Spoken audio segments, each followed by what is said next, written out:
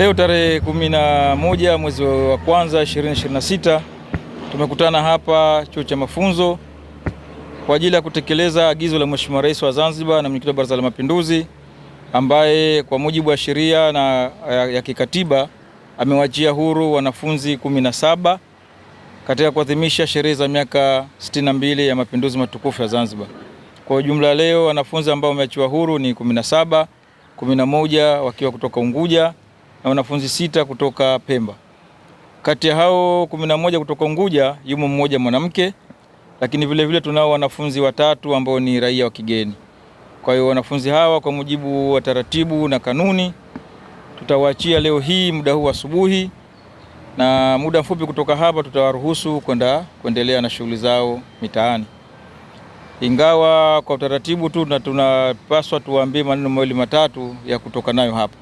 Moja, tunawapa ushauri kwamba waende wakaishi na jamii kwa tabia njema, kwa murwa, lakini pia kwa kutoleta bugudha na shida. Lakini zaidi wajiepushe na yale ambayo waliwaleta ndani, kwa maana wasirudie makosa waliyotenda, lakini pia wasifanye makosa mapya.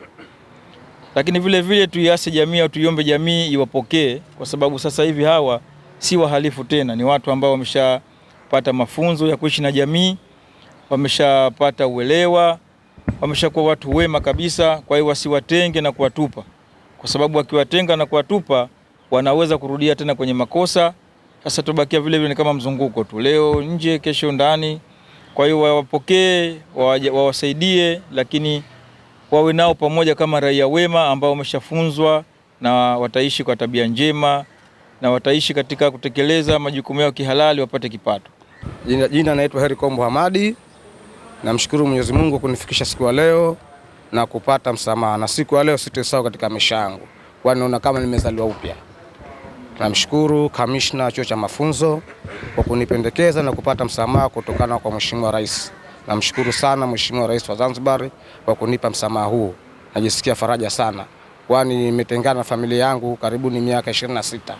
Kwa maana leo narejea nyumbani, nashukuru sana tena sana.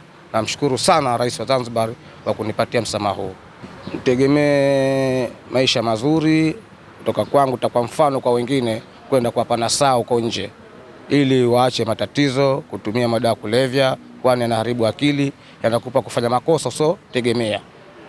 Nashukuru sana kwa hilo. Naitwa Salama Muhammad, natokea Shinyanga kwa Kahama. Namshukuru Mheshimiwa Rais kwa kutoa msamaha huu, na mimi nimepata bahati hiyo ya kupata msamaha kwenda uraiani.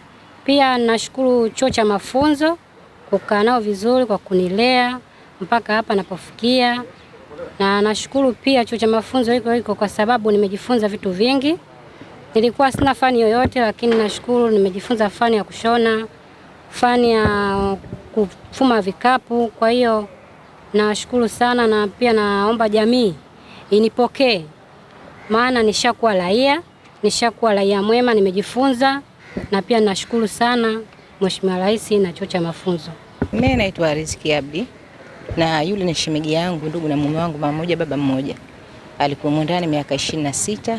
Kwa hiyo tunamshukuru Mwenyezi Mungu, tunamshukuru na rais wetu, tunashukuru na wote hao magereza. Alhamdulillah, kusema la kweli.